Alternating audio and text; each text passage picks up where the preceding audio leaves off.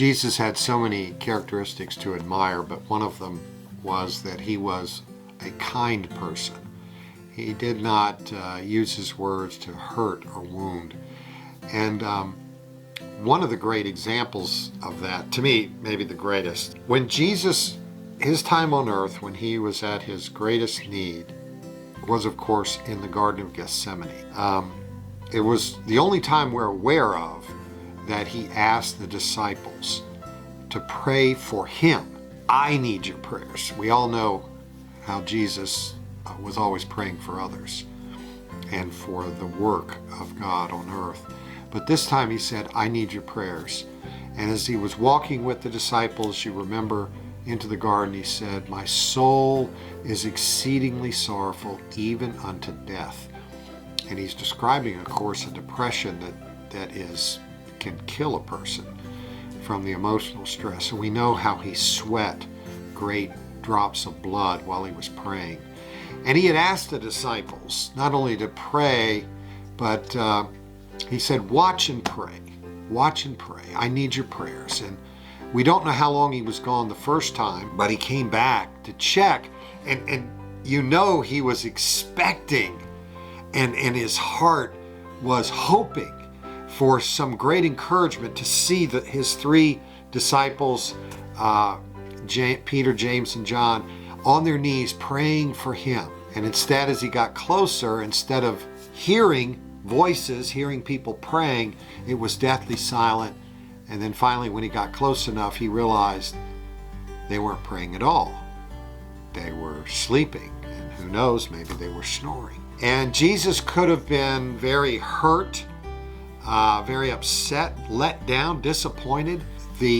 Probably at that point, thousands of hours he had prayed for them. And he said, I need you to pray for me. Well, he woke him up and he said, couldn't you have prayed for 1 hour? But then he said something that was so beautiful. It was as if he made an excuse for them. He said, the spirit is willing, but the flesh is weak. I know you wanted to, but I know you were just overcome.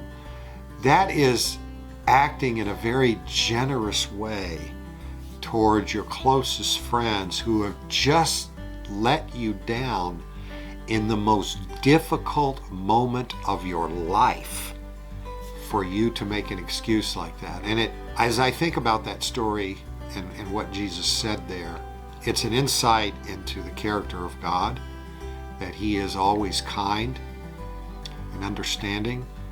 But it also makes me think that I could do a lot better if I acted that way more, instead of lashing out or feeling sorry for myself or something like that when I feel that someone has let me down.